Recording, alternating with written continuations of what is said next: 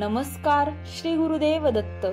श्री गुरुदेव दत्तांच्या श्री गुरुचरित्र या प्रभावी ग्रंथाच्या अध्यायांचे मराठीमधून कथासार आपण पाहणार आहोत. त्याचप्रमाणे श्री गुरुचरित्र ग्रंथाचे साप्ताहिक पारायण देखील लवकरच उपलब्ध करून देणार आहोत. त्याचा सर्व भक्तांनी लाभ घ्यावा. त्यासाठी आत्ताच आपल्या श्री गुरुदेव दत्त वाहिनीला सबस्क्राईब करा. श्री गुरुदेव दत्त. श्री गुरुचरित्र अध्याय 22. वांझ म्हैस दुभती झाली. ओम श्री गणेशाय नमः. श्री सरस्वते नमः. श्री गुरुभ्यो नमः. श्री कुलदेवतायै नमः. नामधारक शिष्य सिद्धयोग्यांच्या चरणांना वंदन करून म्हणाला, अहो योगेश्वर मुनिवर्य, तुमचा जय जयकार असो. तुम्ही खरोखरच भवसागर तारक आहात. अज्ञानरूपी अंधार दूर करणारे तुम्ही दिव्य ज्योती आहात. तुमचे चरण स्पर्श होताच मला ज्ञानप्राप्ती झाली. माझे मन परमार्थाकडे वळाले. कामधेनू समान श्री गुरुचरित्र तुमच्या मुखातून मला ऐकावयास मिळत आहे, हे माझे केवढे भाग्य. तुम्ही मला श्री गुरुचरित्र सविस्तर सांगत आहात, पण माझे मन तृप्त होत नाही. आणखी ऐकण्याची मला तीव्र इच्छा आहे. श्री गुरु नृसिंह सरस्वती गाणगापुरास आले असे तुम्ही सांगितले. मग पुढे काय झाले ते मला सविस्तर सांगण्याची कृपा करा. नामधारकाची ही इच्छा ऐकून सिद्धयोग्यांना अतिशय आनंद झाला. ते नामधारकाचे कौतुक करीत म्हणाले, नामधारका, तू खरोखर धन्य आहेस. या जगात तू पूज्य होशील. तू मला जो प्रश्न विचारलास त्यामुळे माझ्या मनाला परमसंतोष झाला आहे. तुला श्री गुरुचरित्र सांगताना मला अतिशय आनंद होत आहे. श्री गुरु नृसिंह सरस्वती गाणगापुरास आल्यानंतर भीमामर्जा संगमावर गुप्तपणे राहू लागले. त्या संगमावर अश्वत्थ वृक्ष आहे. ते स्थान वरदभूमी म्हणून प्रसिद्ध आहे. तो संगम प्रयाग समान असून तेथे अष्टतीर्थे आहेत. त्या तीर्थांचे महात्म्य अपार आहे. त्याविषयी मी तुला नंतर सांगेन. तीर्थमहिमा प्रकट व्हावा व भक्तजनांचा उद्धार व्हावा यासाठी श्री गुरूंनी तेथे वास्तव्य केले. सूर्याची किरणे झाकून राहत नाहीत, त्याचप्रमाणे श्री गुरु तेथे गुप्तपणे राहिले तरी त्यांची ख्याती सर्वत्र पसरली. श्री गुरु मध्यान्ह काळी भिक्षेच्या निमित्ताने गाणगापुरात जात असत. ते गाव अग्रहार होते. त्या गावात वेदज्ञ ब्राह्मणांची 100 घरे होती. राजाकडून त्यांना जमिनी मिळाल्या होत्या. त्यामुळे सगळे ब्राह्मण तसे सुखासमाधानात नांदत होते. परंतु गाणगापुरात एक दरिद्री ब्राह्मण राहत होता. त्याच्या पत्नीचे नाव पतिव्रता असे होते. ती नावाप्रमाणेच मोठी पतिपरायण साध्वी होती. तो ब्राह्मण 4 घरी भिक्षा मागून आपले व आपल्या पत्नीचे पोट भरीत असे.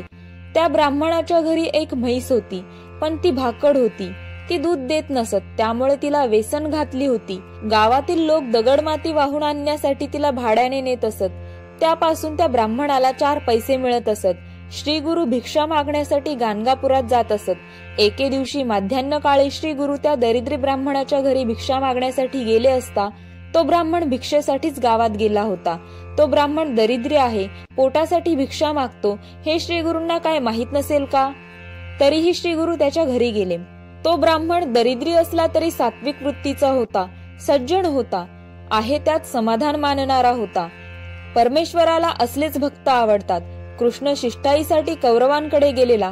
श्रीकृष्ण दुर्योधनाकडे राहावयास गेला नाही. तो गेला होता विदुराकडे. परमेश्वर भक्तीचा भुकेला असतो, श्रीमंतीचा नाही. म्हणूनच श्री गुरु त्या दरिद्री ब्राह्मणाच्या घरी गेले. माते, भिक्षा वाढ असे म्हणाले. श्री गुरु दारात आलेले पाहून त्या ब्राह्मणाची स्त्री गडबडून गेली. अतिशय दुःखी झाली, कारण श्री गुरूंना भिक्षा घालण्यासाठी तिच्या घरी काहीच नव्हते. श्री गुरूंना वंदन करून म्हणाली, माझे पती भिक्षा आणावयास गावात गेले आहेत. आपणास देण्यासाठी घरात काहीच नाही. आपण थोडा वेळ थांबावे. त्या स्त्रीची अगतिकता पाहून श्री गुरु तिला म्हणाले, तुझ्या घरात काहीच नाही असे का म्हणतेस? तुझ्या घरी म्हैस आहे, ती भरपूर दूध देणारी आहे. तेव्हा मला भिक्षा म्हणून दूध दिलेस तरी चालेल. काही नाही असे म्हणू नकोस. तेव्हा ती म्हणाली, महाराज, म्हैस असून नसल्यासारखीच. ती भाकड आहे. तिने आजपर्यंत कधीही दूध दिले नाही. ती कधीही व्यायलेली नाही, म्हणून तर तिला वेसन घालून माती वाहून नेण्यासाठी उपयोगात आणली जाते. मग आपल्याला दूध कुठले देणार? तेव्हा श्री गुरु जरा रागानेच म्हणाले, तू खोटे बोलते आहेस. तुझी म्हैस दूध देते. जा, तिचे दूध काढून आण. श्री गुरूंच्या शब्दांवर विश्वास ठेवून ती भांडी घेऊन दूध काढण्यासाठी गोठ्यात गेली. तिचे आचळ पाण्याने स्वच्छ करून ती दूध काढू लागली. तर आश्चर्य काय, त्या म्हशीने भांडी भरभरून दूध दिले. श्री गुरु सामान्य संन्यासी नाहीत, ते अवतारी महात्मा आहेत याची त्या ब्राह्मण स्त्रीला खात्री झाली. तिने दूध गरम करून श्री गुरूंना दिले. श्री गुरु ते प्राशन करून संतुष्ट झाले. त्यांनी तिला आशीर्वाद दिला, तुझ्या घरी अखंड लक्ष्मी राहील, तुझी मुले नातवंडे सुखात समाधानात राहतील, तुम्हाला कधीही काहीही कमी पडणार नाही, असा आशीर्वाद देऊन श्री गुरु संगमाकडे परत गेले. आज त्या ब्राह्मण स्त्रीच्या घरात आनंद ओसळून वाहत होता. काही वेळाने तो ब्राह्मण भिक्षा मागून घरी परत आला. त्याला सगळी हकीकत समजली. तो म्हणाला, आपले दारिद्र्य गेले, श्री दत्तगुरूंनीच आपल्यावर कृपा केली आहे, आपण त्यांच्या दर्शनाला जाऊया. ती दोघे संगमावर गेली. त्यांनी श्री गुरु नृसिंह सरस्वतींचे दर्शन घेऊन त्यांची यथासांग षोडोपचारे पूजा केली. त्या दोघांचे हृदय कृतज्ञतेने भरून आले. श्री गुरूंच्या कृपाशीर्वादाने ते कुटुंब ऐश्वर्य संपन्न झाले. त्यांना धनधान्य, पुत्रपौत्र सर्व काही भरभरून मिळाले. ही कथा सांगून सिद्धयोगी नामधारकाला म्हणाले, श्री गुरु दत्तात्रयांची ज्यांच्यावर कृपा होते त्यांना कधीही दुःख, दैन्य, दारिद्र्य भोगावे लागत नाही. त्यांना अष्टऐश्वर्य प्राप्त होतात. यासाठीच सरस्वती गंगाधर श्री गुरुचरित्र विस्ताराने सांगतात. गुरुचरित्र श्रवण करणाऱ्यास कधीही दैन्य, दारिद्र्य भोगावे लागणार नाही. अशा रीतीने श्री गुरुचरित्रामृतातील वांझ म्हैस दुभती झाली नावाचा अध्याय 22 समाप्त. श्री गुरु दत्तात्रेयार्पणमस्तु. या पुढील भागामध्ये आपण अध्याय 23 पाहणारच आहोत. या व्हिडिओला आत्ताच लाईक करा. जास्तीत जास्त लोकांपर्यंत हा व्हिडिओ शेअर करा, जेणेकरून दत्तभक्तीचा प्रसार होईल.